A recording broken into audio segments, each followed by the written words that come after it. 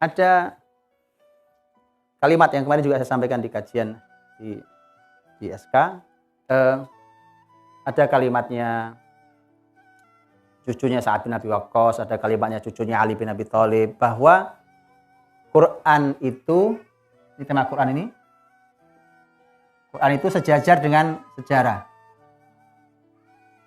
Sejajarkan dengan maghazin Nabi, sejarah Nabi Muhammad SAW. Jadi Quran itu sejajar dengan sejarah Nabi. Sebagian kalimatnya cucunya Ali bin Abi Thalib, kunna nu'allam maghazin Nabi SAW kama nu'allam surah minal Quran. Jadi kami diajari sejarah Nabi Muhammad SAW sebagaimana kami diajari surat dalam Quran. Segitu penting posisi sejarah. Jadi ini seperti jalan bareng, Pak. Ya, sudah ya. Berarti sekarang adalah sejarah di jalan bersama. Tapi ada lagi kalimat yang lain. Kita tata ulang nanti, kita tata ulang. Ada kalimat lain. Yang pertama adalah ini diriwayatkan oleh Imam Ibnu Majah dalam sunannya. Disampaikan oleh salah seorang sahabat Nabi SAW, yaitu Jundub bin Abdillah namanya, radhiyallahu anhu. Beliau mengatakan, kunna ma'an Nabi SAW fityan hazawirah, fata'allamnal iman qabla an nata'allamal Qur'an. Fata'allamnal Qur'ana fazdadna bihi iman. Kami waktu bersama Nabi SAW, waktu itu usia kami masih belum balik. Belum balik. Jadi sebelum balik. Dulu balik itu 15 tahun sama Nabi. Sekarang balik umur berapa?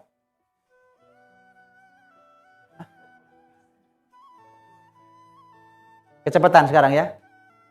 Balik kecepatan. Fisiknya matang sebelum waktunya.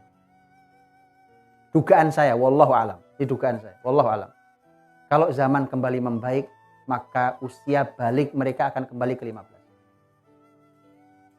Wallahu alam. Ini kajian saya, tapi ya. Kenapa? Karena balik itu kan berhubungan dengan organ tubuh. Kematangan organ tubuh. Dia matang sebelum waktunya. Kenapa? Karena terlalu banyak pandangan di luar yang nggak jelas. Informasi, ya, input yang masuk ke generasi ini dari matanya, dari telinganya, yang masuk itu membuat dia matang sebelum waktu. Wallahu a'lam, 15 tahun.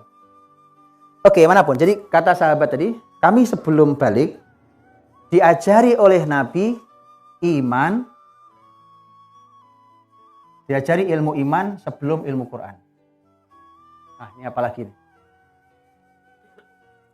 Ya, kami diajari iman sebelum Quran.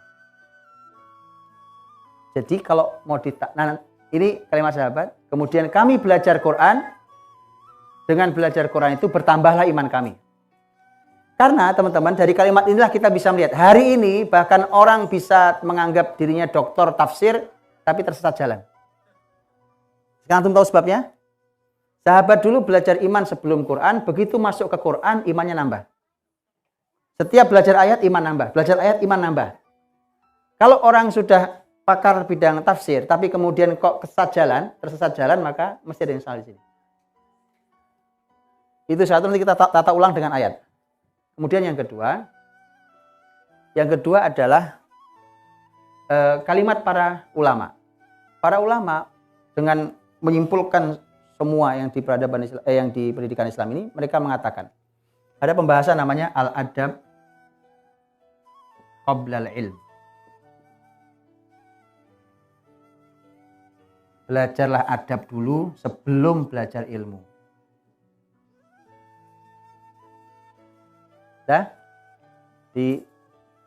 Nanti kita tata bahannya, antum cek dulu itu.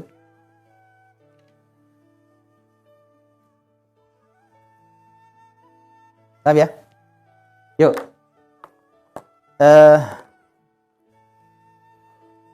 Kalau diurutkan,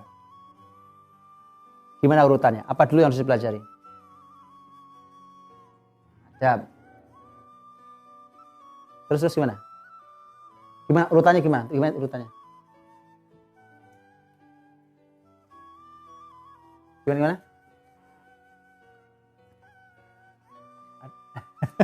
Gimana? Adab, iman, apa?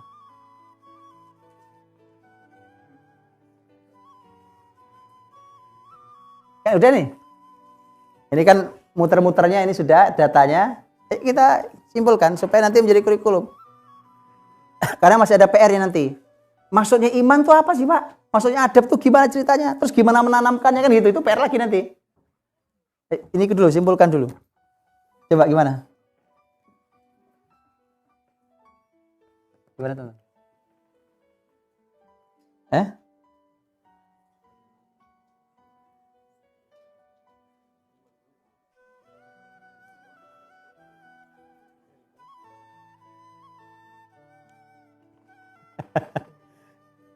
Kayaknya saya kasih PR banget.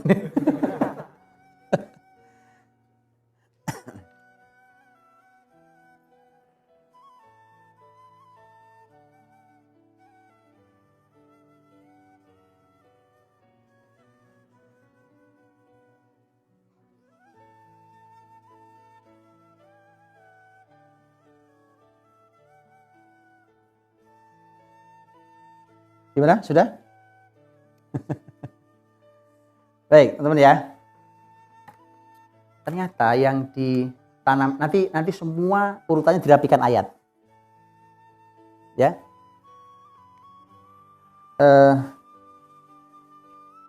Ternyata kita sekarang tahu nih, kesalahan kita adalah anak-anak dijejali ilmu dari sejak awal. Benar? Bukan itu yang harus dilakukan. Maka suka ada pembahasan di dalam ilmu pendidikan. Kalau orang-orang pendidikan Indonesia menyebutnya sebagai anak yang digegas. Tahu maksudnya? Anak yang digegas tahu? Iya, kecepatan. Efeknya apa? Efeknya jenuh, efeknya ini itu. Bahkan saya pernah baca tulisan, penulisnya kalau nggak salah seorang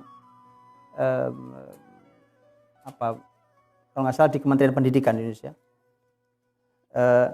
Itu memberikan contoh-contohnya adalah anak-anak jenius yang kuliahnya di kampus-kampus ternama di dunia hari ini. Kampus-kampus top di dunia. Masih muda-muda, tapi di usia-usia dewasa mereka malah hidup mereka malah kacau balau. Bahkan ada yang cuma jadi pemulung, ada apa? Itu orang-orang cerdas yang dulu masuk kampus Harvard University, makanya itu di usia masih sangat awal, kemudian bahkan sudah jadi dosen di usia masih sangat muda segala macam gitu. Ya. Itu yang disebut dengan anak yang digegas. Itu. Nah, ternyata memang bukan dimulai dari situ. Bukan dimulai dari ilmu. Kita semua ingin ajarkan anak dari awal, kamu harus bisa ini, bisa itu, bisa ini, bisa itu.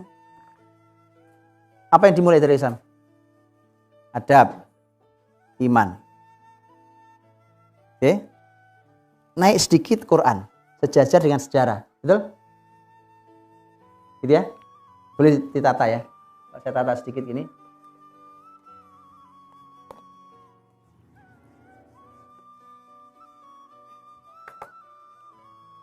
Tadi ada adab, ya, kemudian ada iman,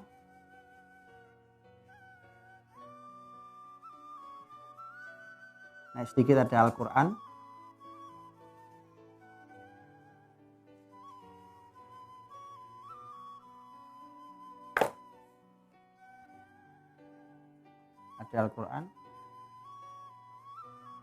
Al-Quran, dan ada sejarah.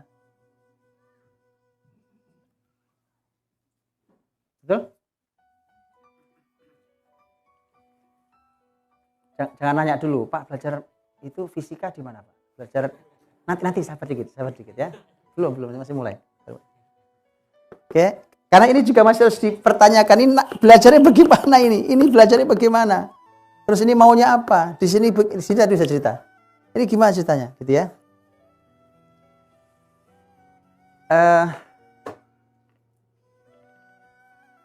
Saya sampaikan gambaran tentang ini. Adab iman. Ya. Adab itu adalah sebenarnya iman itu mencakup semuanya.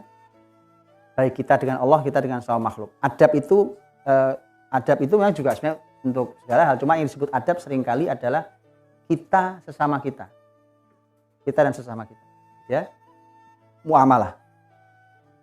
Makanya Imam Bukhari punya kitab judulnya Al-Adab Al-Mufrad.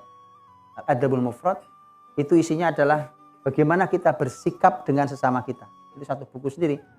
Dan bab pertama adalah kitab Bir Al-Walidain, bakti pada kedua orang tua.